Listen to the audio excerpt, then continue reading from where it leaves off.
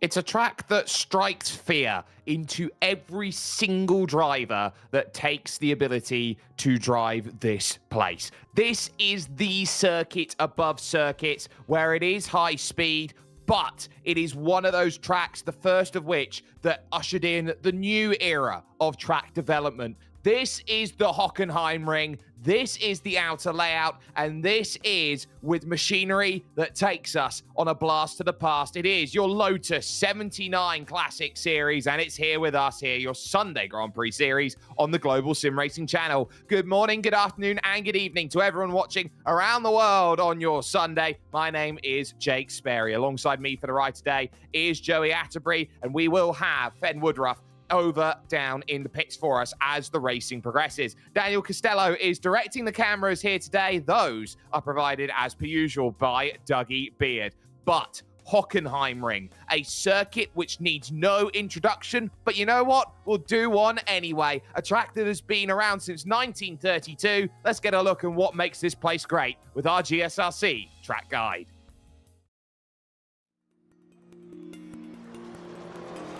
Welcome to Hockenheim.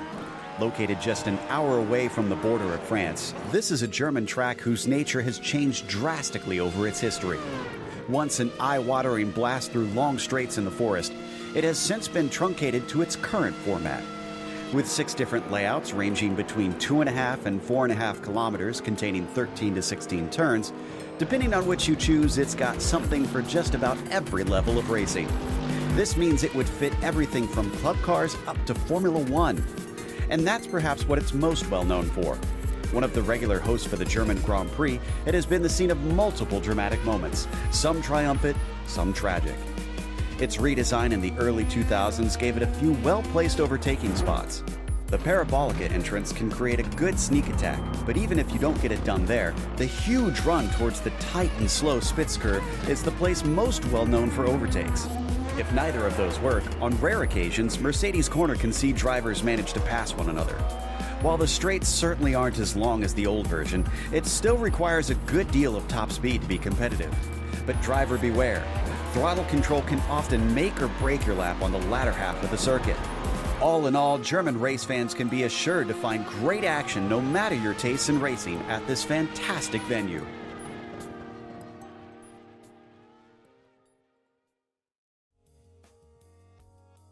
There's a tendency with these outer layout style circuits to declare them as oval style tracks, but that definitely has an element of that here today. It is a straight run down the drag strip today, Joey, from the Spitzkehrer all the way to Mobile One Corner.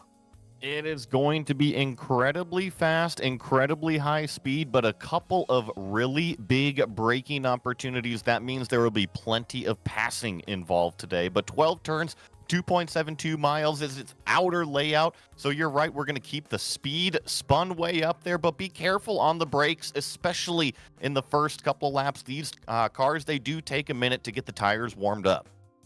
Yeah, and getting those tires into an operating window today might be a little bit challenging. They've got good conditions for that, though, so that shouldn't be too much of a problem. Let's talk championship, though, where everybody stacks up here in the Sunday Grand Prix Series, and at the moment, it's Kimmo Villiakainen, who is the best of the drivers at the moment. 298 points currently. Oye Zamayoa is currently the closest challenger, 31 points adrift. Juho Reiner and Hugh Haycox make up 3rd and 4th, with Jacob Reed, the pro stripe driver, in 5th position. Barry West has Antti Lepisto just behind him in 7th, with Ian Haycox, Leo Sequeiro, and Sam Ryman making the jump up into F1 for this season, making sure that F1 works. Joey, F2 looks like a much tighter affair.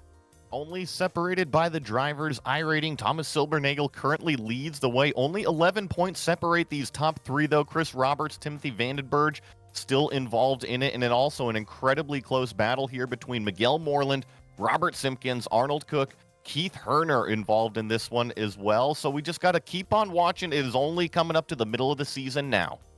Yeah, and this, of course, being very close to that halfway stage, is going to be a crucial battleground that these drivers will have to deal with. They do have, of course, those 25 laps that they will be traversing here today. They'll go rather quickly, no pit stops required. It is an open setup, so there are going to be differences, especially when you start talking about the ground effect that is on this machinery, the forefather to the modern Formula One car. You also have no spare car, so if you break it, you very much bought it, and you're going to have to fix it. And as with every iRacing official server, drive-through penalties at 17 instant points and disqualification turns along at 25, as pretty much everybody seems to be done with their qualifying efforts out there here today. So that's going to mean that pretty much everybody who is looking to try and get themselves further forward has put in a lap, or if they haven't, they'll be going from the back of the grid around this brilliant circuit. It houses so much incredible German engineering, Joey. Likes of Mercedes and Porsche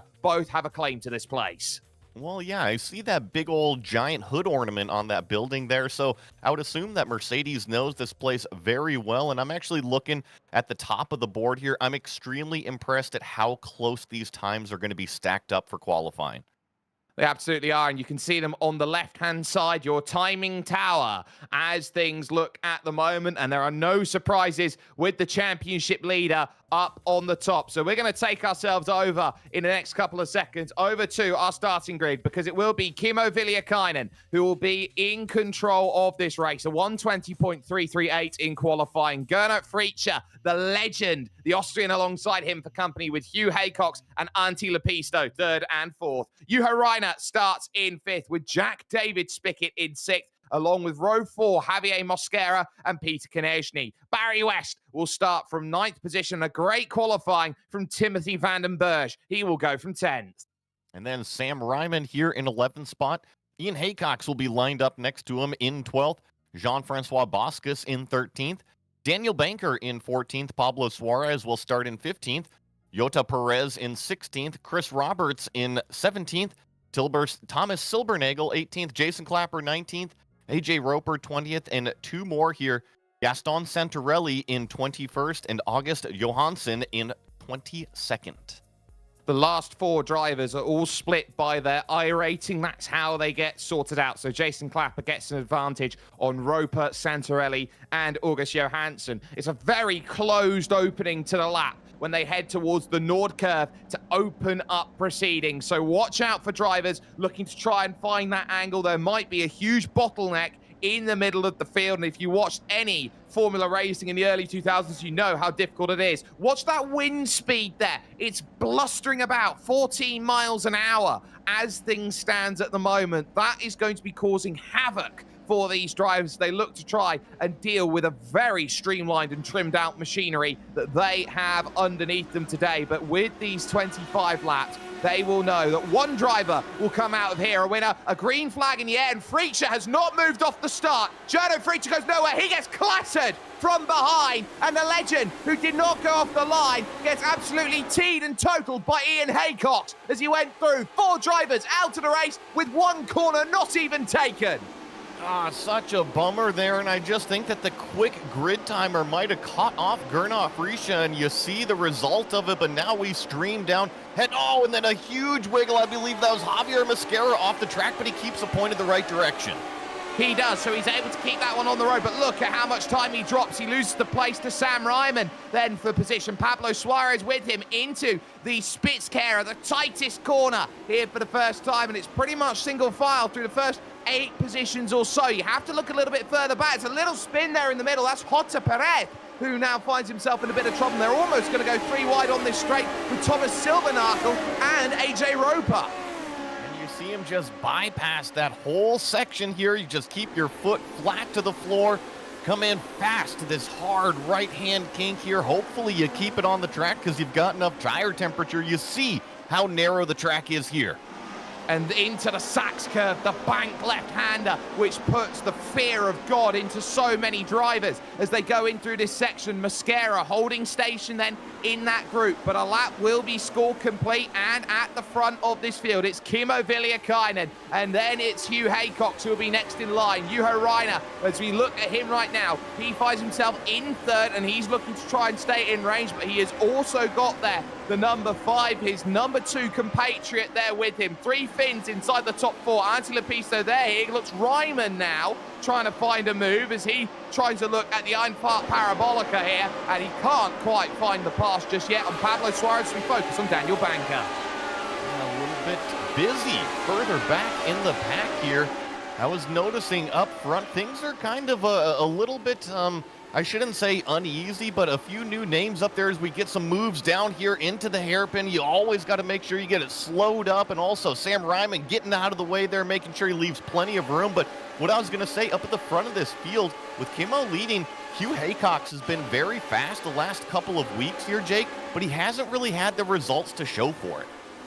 Yeah, now there is Daniel Banker and Barry West. Sorry, no, that's Jean-Francois Boscus. I should correct myself there. Boscus making the pass on Barry West. So gets it done into Mobile 1. Then in through the Sachs curve. He shows the door open. You got this small left-right, and Barry's got to get off of the power going through that section. That's how quickly you need to be switched on in this series, and that pretty much says that in terms of the challenge. So Barry West has to stay in line at the moment. Haycox with the fast lap of the race, because you've got to look now at the front of this field, because it is now starting to really close up. Look at the 1, 2, and 3. Viliakainen is not going to get a free race in the Raccoon Racing machine. He is going to have some very quick drivers. The top 6 are away. Peter Konechny on the back of the train.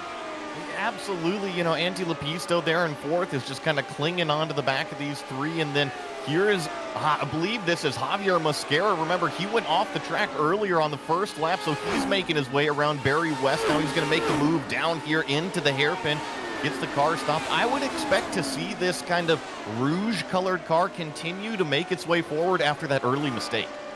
The Persona 3 machine is looking to be reloaded as now the charge starts to bring itself into full focus. He looks at Jean-Francois Boscus. He'll want to make that pass, and he will want to gain yet another position. It'll be a long road after that to Timothy van den Berg, who's having a great showing here today around this Hockenheim circuit, but at least for the moment, Javier Mosquera can fall himself into line, and he can be comfy in the position that he's got. Current Barry West goes around through the small chute, and just like that, he finds himself deposited in the gravel, just about avoided the wall. I was saying how narrow that section of the racetrack is. The other tricky part about it, there's definitely some camber on some of those corners, so you feel like you can go charging in and the track and the car is going to catch you, but apparently for Barry West, a little bit too much. Yeah, it's so easy to do. That arena section has not changed since the 1970s. That section of track is untampered with, and so often it is a place where victories and defeats are so often made. Here is Pablo Suarez right now with Daniel Banker looking through the Parabolica over towards the outside to try and get this move. Fen, I'm going to bring you in down on pit road because it's a lot that's gone on, especially with Gernot Fritzer off the start. He's just taken ownership, I believe, for the first lap incident.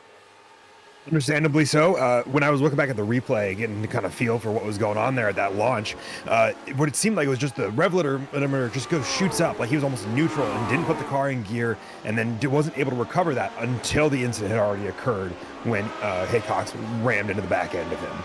And it's so easy to do. As that's just, we've got a bit more confirmation on that. Juho Reiner has just jumped up into second position. Hugh Haycox, nothing he can do about that. But look at that gap. It's now 1.1 seconds for Kimmo Viliakainen. So that ability to try and break away has been crucial for Viliakainen, because he's known that not only has Hugh Haycox been in the battle, but Viliakainen here, Joey, has set back-to-back fastest laps. A look there in the background for Peter Konechny. Oh, sorry, that's Jack David Spickett. That's Konechny through.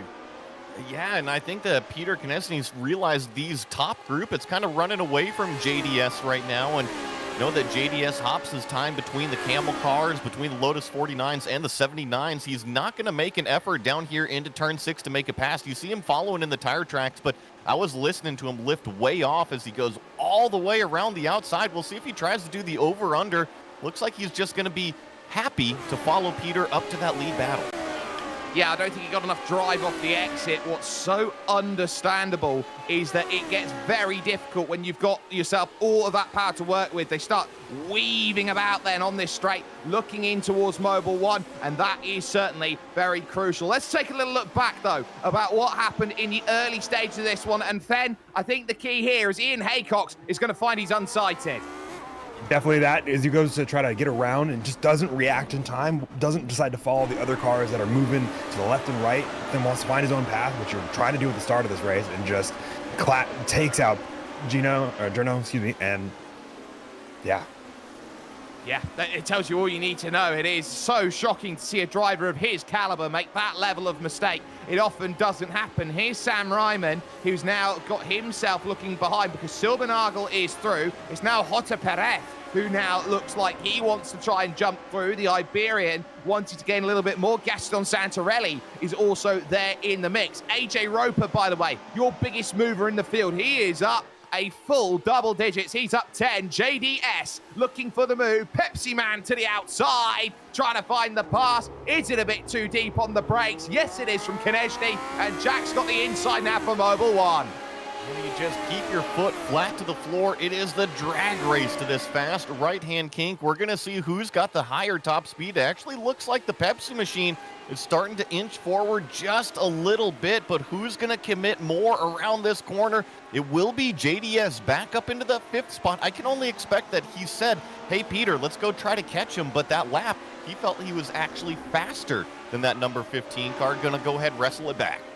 Yeah, so 1:21.6 from Jack David Spickett on that last lap. Anti Lepisto, by comparison, a 21.3. So that's 0.3 of a second they're losing per lap at the moment. They're going to have to fight that back, especially with this group. 2nd, 3rd, and 4th. Reiner, Haycox, and Anti Lepisto clobbering the outside of the Nordkehr. And that could very much spell trouble towards the Einfahrt Parabolica here, turn 3. Out on circuit. Anti Lepisto shadows and waits as a driver who has been Mr. Sim Racing, some have argued, for over a decade. He is someone who's got an exuberant wealth of experience, Joey.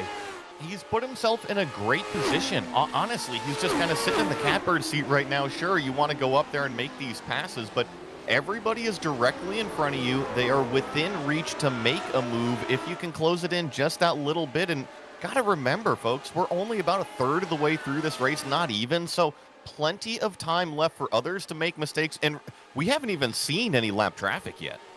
Now, it looks like there's troubles out there for August Johansson then in the number 20 machine. I'm not quite sure where this has happened on circuit, but Fen, you might have a better eye than I do. This is the front stretch.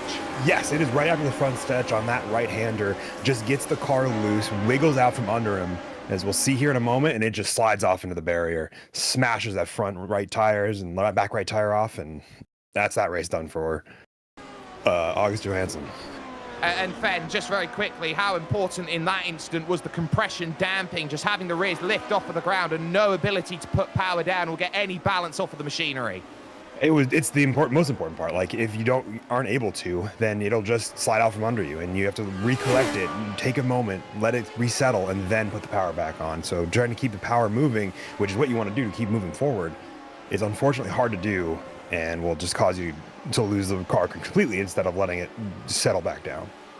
Focus very much needed. This is Jota Perez, who finds himself in 14th, looking for the pass on Thomas Silbernagel to move into 13th position. Now, this is where it gets important for the F2 Championship here, Joey, because those drivers who are in the F2 Championship that have snuck their way into top split are going to get more points than those who find themselves in second. You always want to strive to be with the best, and I know when I go out on the racetrack, I'm sure a lot of the F2 drivers have the same mentality. Doesn't matter who you're racing against, you want to constantly improve, and right now we're watching Perez try to line up the number 22 of Silbernagel right in front. He's right in the draft, but not really able to pull out a whole lot. He's showing the nose, but as soon as he does show out, he gets that wall of air and it halts his momentum up there. But I was going to say, I don't think it matters on the driver's iRating, Jake. I think that each one of these drivers, sure, they're going for a points championship, but they want to win a race. Absolutely, winning races is the important thing. Viliakainen with the fastest lap. That was very nearly trouble there. Moving forward for Jota Perez. very nearly finding the back of Thomas Silbernagel. He gathers it back up, but as this race starts to form into groups of two, everyone's now got their eyes focused everywhere else. Juho Reiner has broken clear of Haycox and Lepisto as we focus on Pablo Suarez, who has been in open wheels for a very long time, known predominantly in his early stages of his career in sim racing for his work in the Skip Barber. As we look further forward, there is AJ Roper. He is now looking to move up to his 11th overtake at the race. He'll have to go the long way around at the Spitzkehrer, or will he try go up and under? A little lock from Jean-Francois Boscus, but he covers the exit. Yeah, Boscus was able to put the power down very nicely, didn't spin up those rear wheels at all. Nice defense holding off that orange number 17 car behind. I also see Daniel Banker starting to close in on this battle. So we'll have to see. Oh, so close going here into turn number 7. Almost impacted that gearbox. Yeah, and it's so crucial. There's the look then at the Sachs curve by AJ Roper and co. Jean-Francois Boscus on the outside, bang! Huge contact, 1, 2, 3, all getting caught up in it and spinning in sympathy as Pablo Suarez, the middle of the field, completely capitulates. And then you see more cars stream on through, and then this battle is still going on. AJ Roper is now battling Daniel Banker. This is Gaston Santarelli that's going to go to the inside in that white and blue car there. So just terrible lap number 9 for that group of cars.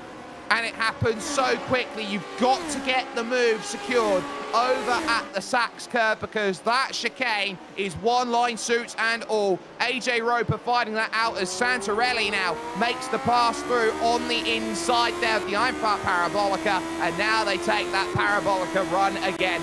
Just like that, the race turns on a paradigm at that section of road, and it can so easily happen. There's also been a smite moment for Timothy Vandenberg, but here comes the look straight back, trying to find that pass once again down at the hairpin. Roper does not know when to stop. The Canadian trying to really charge. He makes the pass on Santarelli. And here comes Santarelli right back. You can tell Santarelli's got a nice low wing in that car. Look at the top speed.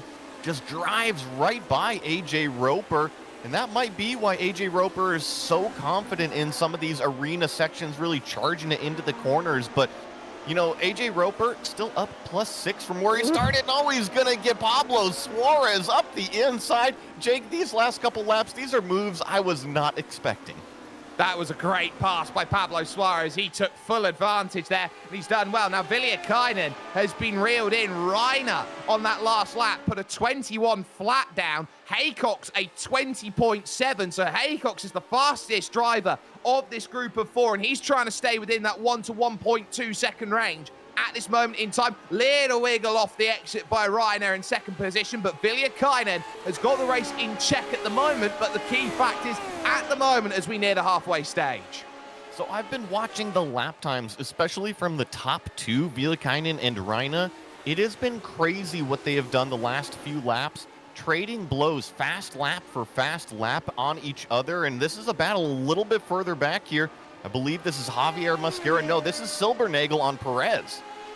Or rather, the other way round. Perez then on Silbernagel. That's a great pass, but Silbernagel will now get himself then the slipstream, and around the outside, the convention slightly different, and Silbernagel will get the pass, and he will move on forward. Let's take a little look back with the GSRC replay as Hugh Haycox sets another fastest lap then of the race, a 1:20.652, and that is a very crucial matter of fact time in terms of his efforts to go forward. But I think this is going to be the sort of race, and they're off on the right-hand side. That's going to be Chris Roberts there, Joey. Sorry, that's going to be the lap down traffic. I believe we'll try and queue up a replay in a bit.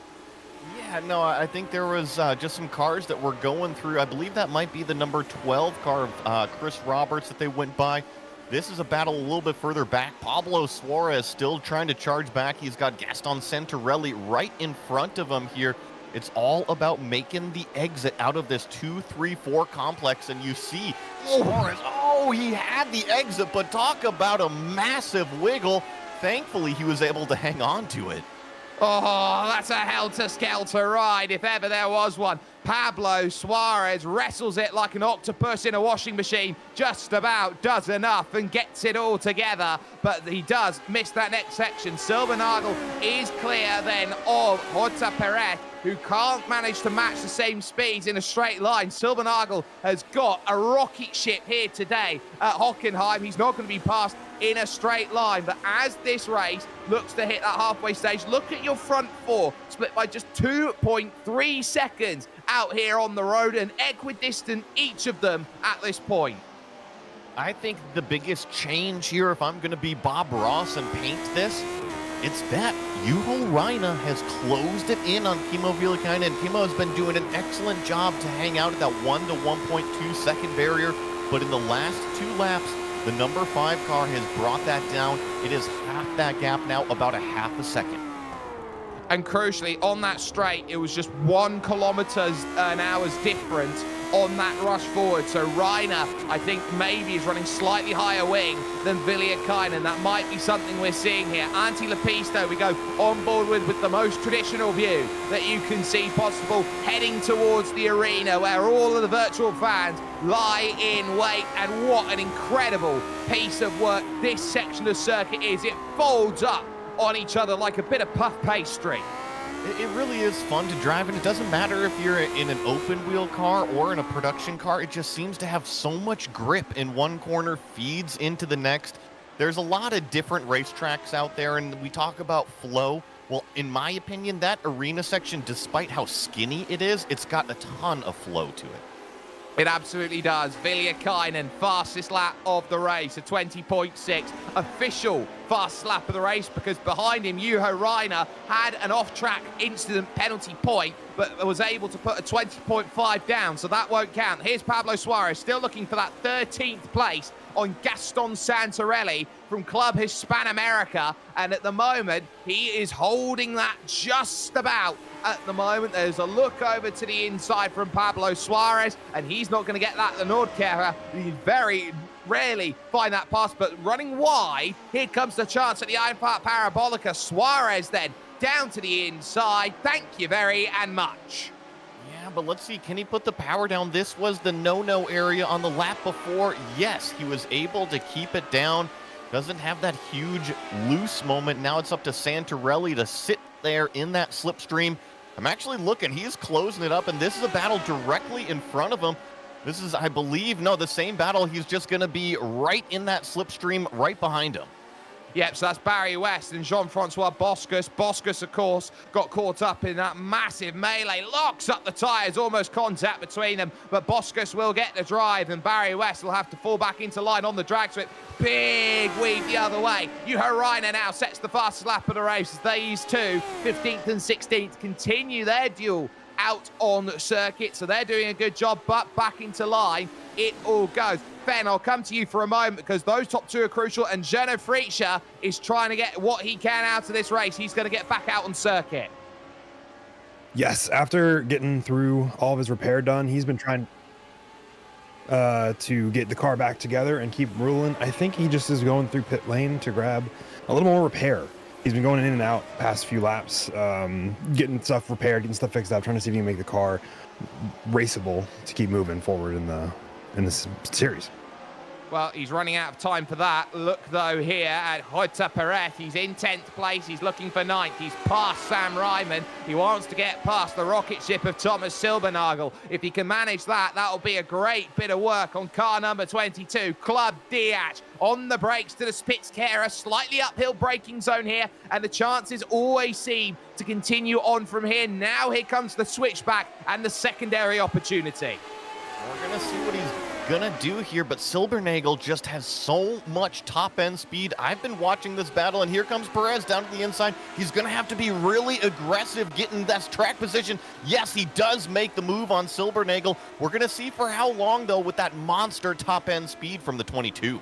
Yeah, that's definitely an opportunity. Keep an eye on the race lead. That gap at the line was under 0.3 of a second. So your race lead on here on lap 16. Villiakainen straight to the inside then. Here through the Parabolica. Making that charge over towards the Spitzkehrer. Juho Reiner will continue to shadow here the Finn that leads this race, and he wants to be top dollar at this moment in time, but he realizes he doesn't have it just yet. Staying patient, smooth on the mono steering wheel, and will very much look and think, you know what, I've got 9 laps to make you sweat.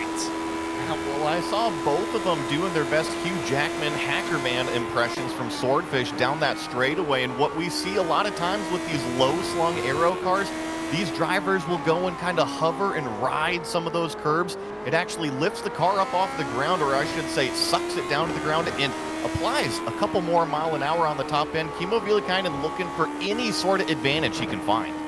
Yeah, he's looking for everything he can. Meanwhile, a little bit down the field, Timothy Vandenberg has lost the position to Javier Mosquera, but look at Reiner go. He is all over the back of Villiakainen, coming out then of this section of road. But when the long straights come into play, he doesn't quite have enough to make that pass, which makes me think here, Joey, that he's going to try something counter-convention.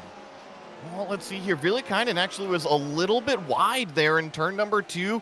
But it's all about the exit out of 4 there, and here we go. Juho Reiner firmly in the draft, Jake. He very much is. So now the question's going to be, does he decide to go for it now with a lunge at the Spitzkehrer? He feigns to the inside like he wants to make that move, decides against it here, but how good does he follow out of the Spitzkehrer corner, and does he get enough drive to attack Villiakainen? I don't think he's close enough here to make the move. I think his speed comes through the confidence of the arena section, and this is where you get the Jekyll and Hyde of the setup. Well, and what you were just talking about, that lower downforce from this white and purple car, our leader, Villiakainen, I think it's actually coming back to bite him a little bit. He was so fast earlier on, but typically what that does, you have to manage the throttle. You have to really manage those rear tires throughout the entire race, and I'm looking, we're in the back third of this race. If he abused them at all earlier on, he's not going to have the confidence that he did.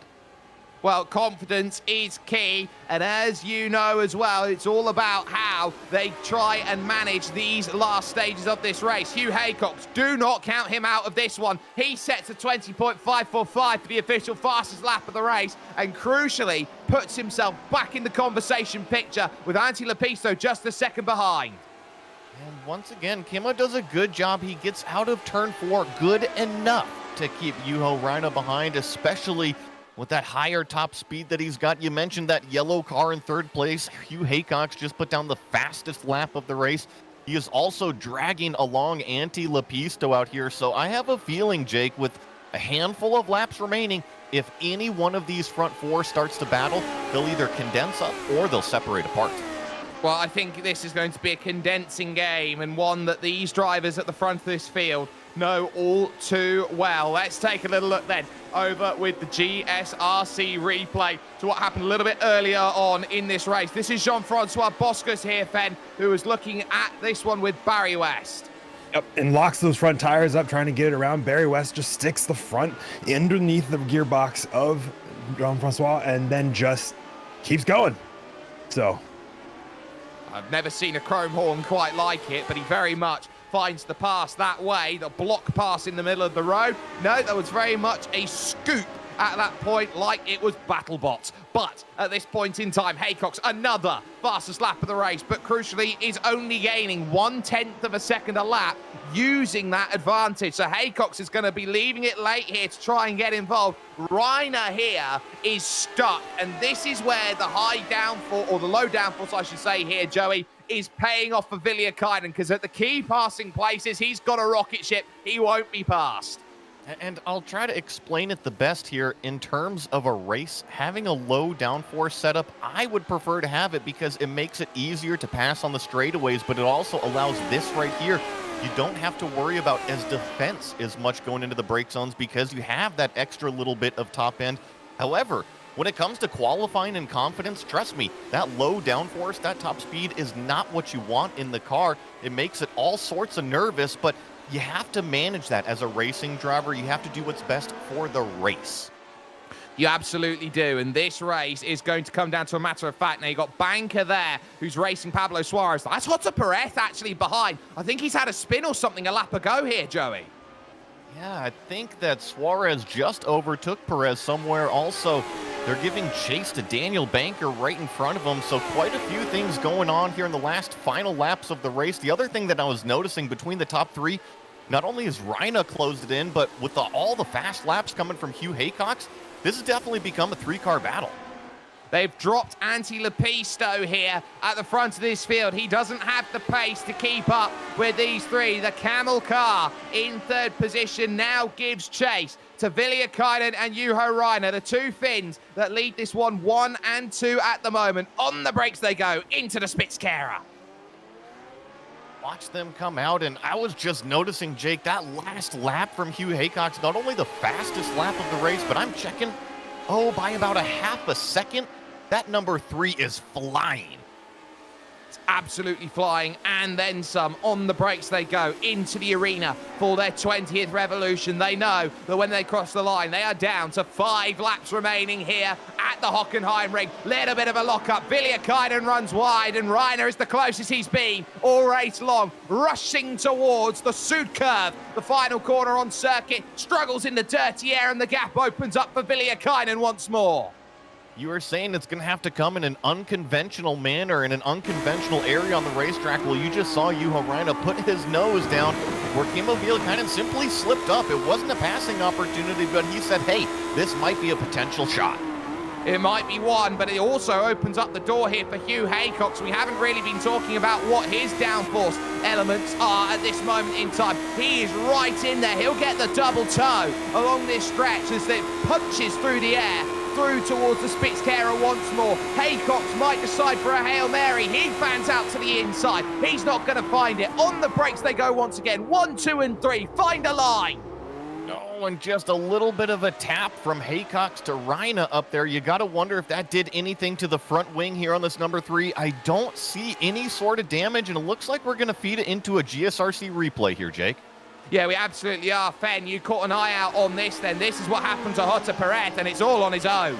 Yes, all by himself. He got hit, the car unsettled, like we were talking about with Johansson's crash earlier. As soon as you get those rear tires losing traction, you got to let that car settle. And sometimes you do not react, can't react fast enough to catch the car before it goes spinning off. Thankfully, didn't hit the wall this time, but still lost in some positions.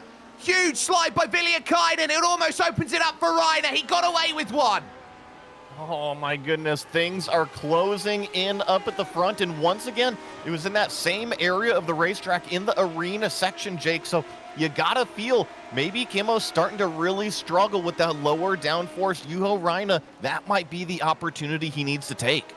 It might be, but Rainer is sat right on the cusp. He just can't put the pieces together. The puzzle's right in front of him. Haycox watches on with a nice cup of popcorn, waiting for a chance to say, you know what? I want you two to collide together, and I want all the spoils. On the brakes to the Spitzkehrer. No overtake here once again. Back to Mobil 1. They will drive back here along this rush. Back forward once more, and again, Viliakainen survives to tell the tale again. What we're going to see here, this is the area that he has been struggling the last 2 laps in a row. Can he clean it up, or will Juho Rainer continue his assault here? He's been so aggressive, and once again, we really see the number 5 poke the nose down to the inside. A little bit of a lockup there, forces Viliakainen wide, but these are the moves that Juho Rainer feels like he has to make in this area. Well, these are less than half chances that he's trying for at the moment. Great heads-up driving by Viliakainen. If he didn't move out of the way, that was both of them pretty much out of the race. Lap traffic on the right-hand side. It's going to move out of the way. They're down to 3 laps here at Hockenheim, and Viliakainen is holding on with fingernails. And you gotta feel now, Kimmo, he is in this section now that he can actually take a breath. All he's got to do is hit this brake marker, be able to put the power down to the racetrack. And this is his area that his car is the strongest. Now, these two, they are incredibly close, but I wouldn't expect a move here in 6. No, I wouldn't expect one just yet. I think this is the case where Juho Rainer wants to use the braking zone of the Spitzkehrer, give himself a huge advantage to say, you know what, I can throw everything and then some. Slightly goes a bit deep, and that will give Villiakainen a better exit. Gap extends out to almost half a second then as they attack this long straight, heading to Mobile 1 once again. So a reprieve this time. Haycock's now with the incentive to attack, because if he waits too long, old Father Time's going to come along and say, no, you're out of it. Third's the best you'll get. That's a great point, that if you want to claim that top spot and you are Hugh Haycox, you got to make a move eventually. We see a little puff of smoke from that number 5 right in front of us. Had that same lockup that last lap, just charging at 10/10 here through this stadium. Come out, round it up, and we've got 2 laps to go. And this is big between these top 3. The championship leader leading this race, Kimmo Villiakainen, Juho Rainer, who is looking to try and beat the nearest challenger. Huge wiggle coming off of the curbing. Here comes Juho Rainer. He'll look to the outside, trying to get this pass done, and he'll get it done on the outside, but he looks up, and Villiakainen will hold once again. Does Haycox want to get involved here? Out to the iPad Parabolica, and on the run to the Spitzkehrer once again. I think that Juho Rainer is going to look at that turn, that opportunity, and say, oh, man, I totally blew it right there, because that lockup, he just had the position. He was side by side with Villiakainen, but now he's got to look for a new opportunity.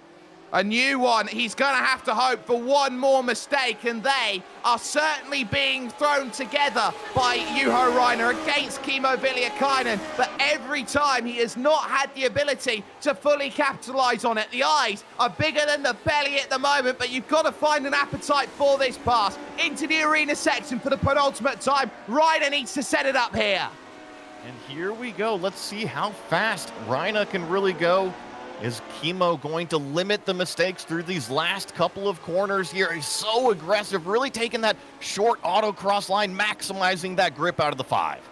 And now, Barney the flagman will wait for one more revolution of this 4.38 kilometer 12-turn layout of the Hockenheim ring. It has seen so many classics, the resting place of the legendary Jim Clark, the 2-time F1 world champion, and they are putting on a showcase that even he would be proud of at this point. Rainer out to the Einfahrt Parabolica, and now to charge. Villiakainen's been so good at giving himself that level of momentum, and he'll look to do it again. Hugh Haycock's not out of this one either. He sits perfectly on the back of this group and will want to try and bring himself into play. On the brakes they go, into the Spitzkehrer for the final time, and now it's about drive off the exit. Rainer really getting there, but again, that gap is at 0.3 of a second and a little bit more, and it's going to have to be something dramatic here as they enter the arena that's gonna get it done for Rainer if he wants this victory. Villiakainen has been holding on and holding on and holding on, and the sweet release of victory is only one arena section away. On the brakes they go. This might be the last great chance for a pass, and it's not there at the Sachs curve for Juho Rainer. Villiakainen a couple of corners away. Power move to the inside. It's just not there. The door was open. He couldn't quite find his way through. It's locked under key. Villiakainen wins here at Hockenheim. What a race from these top 3, and Juho Rainer just throwing everything at Villiakainen, trying to take away that race win. Wasn't going to happen. Sam Ryman here on screen, currently giving chase to Silbernagel. This is all inside of the top 10 for these F2 points drivers. Yeah, and that's huge. If drivers are looking for F2 points, every place they can get here is massive. Through the Sachs curve, Thomas Silbernagel has driven a fantastic race. He started 18th today on the grid. He is currently the biggest mover in the field, up 9 here in this one. Originally, it was going to be AJ Roper, but he is going to get what he wants, and a top 10 finish in top split is everything Thomas Silbernagel was hoping for. You see a few more of these cars come across the finish line. I'm looking through, it looks like we have 17 of our 22 cars take the flag. And that's going to be huge. The last one will be Jean-Francois Boscus, who will only now make his charge over towards the line. We're going to step aside for one moment here with the Global SimRacing Channel. Post-race fallout coming to you after this.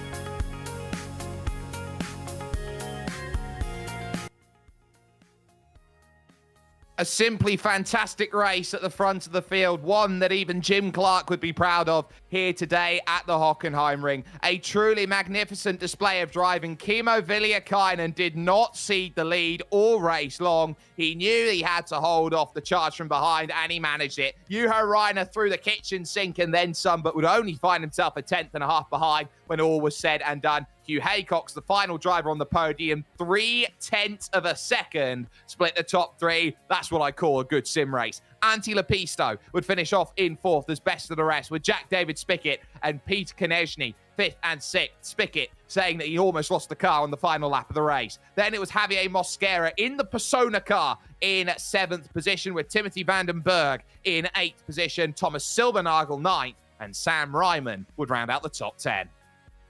Dan Banker back here in the number 16 car will finish in 11th. Jota Perez in 12th. Pablo Suarez 13th. Gaston Santarelli here in 14th spot. Barry West finishes in 15th.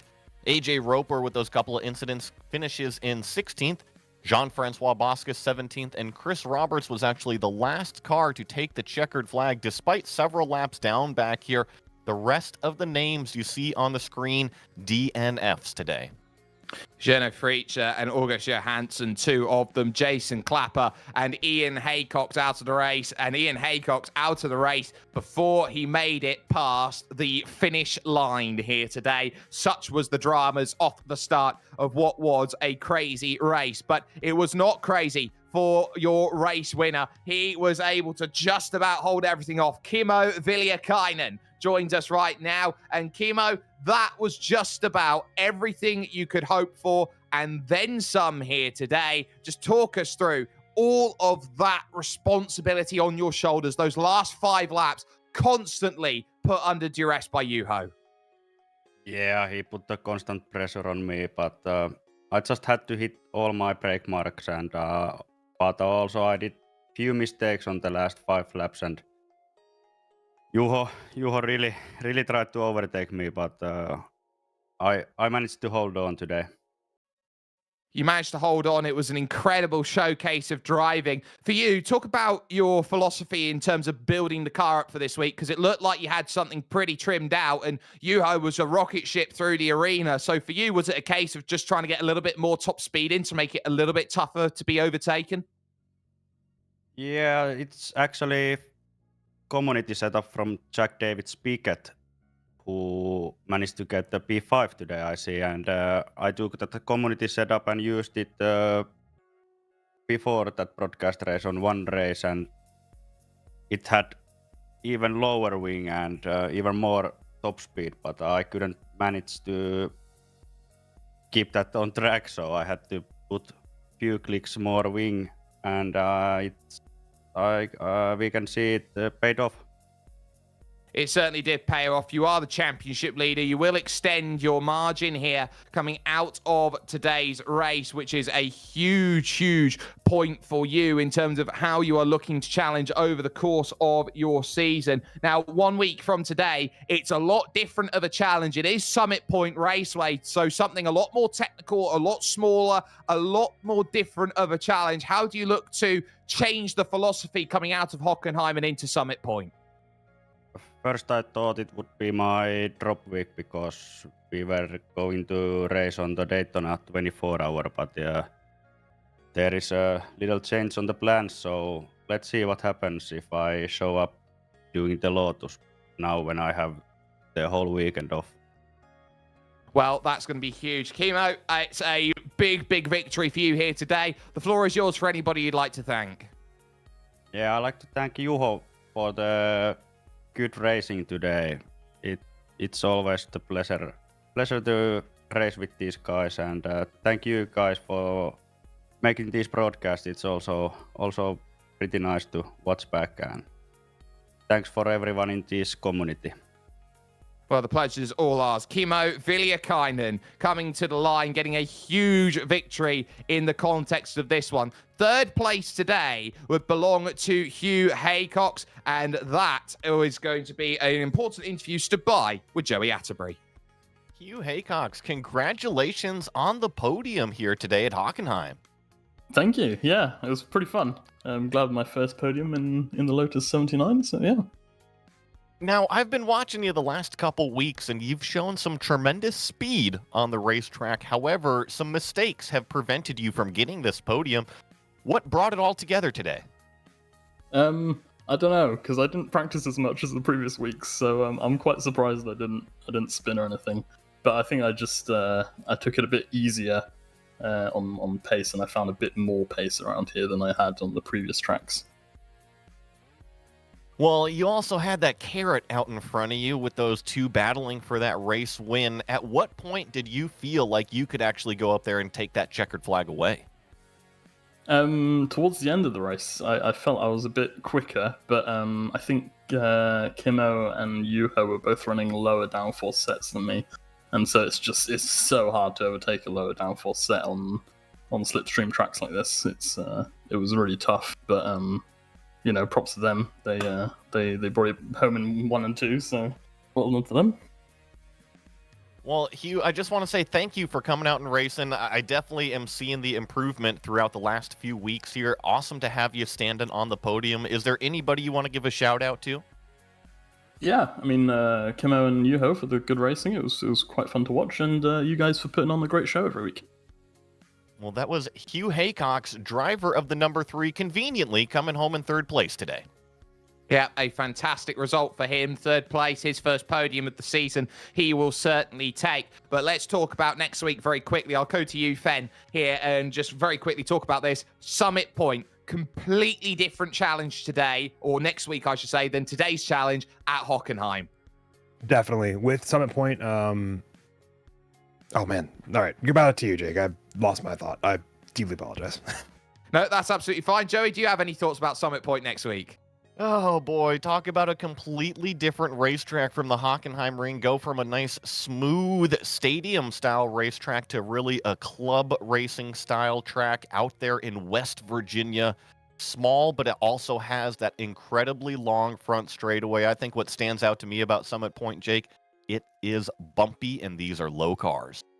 And that's going to mean that drivers are on notice for the entirety of the racing. Want to give a massive thanks to the entire team who's got it done from us here today, from Joey, from Fen, from Daniel, and from Dougie. My name is Jake Sperry. Want to give a massive thanks to all of the equipment that has helped get this broadcast to you here on YouTube. And that, of course, includes the music that you are hearing right now by June Lalonde. You can catch her stuff on Bandcamp and buy her music if you have not had the chance to already. Of course, we've already talked about how Summit Point is 1 week away, but just 1 hour away, it is the start of the Atlantic region for the majors. It's the Predator race at Fuji Speedway. You're definitely going to want to jump in and stay with us at the Global SimRacing Channel. That is just an hour away. But there are loads of other broadcasts. They're scrolling across your screen right now. Mark them down in your calendar if you haven't had the chance to already. Until next time, though, ladies and gentlemen, race clean, race hard, and we will see you at Summit Point.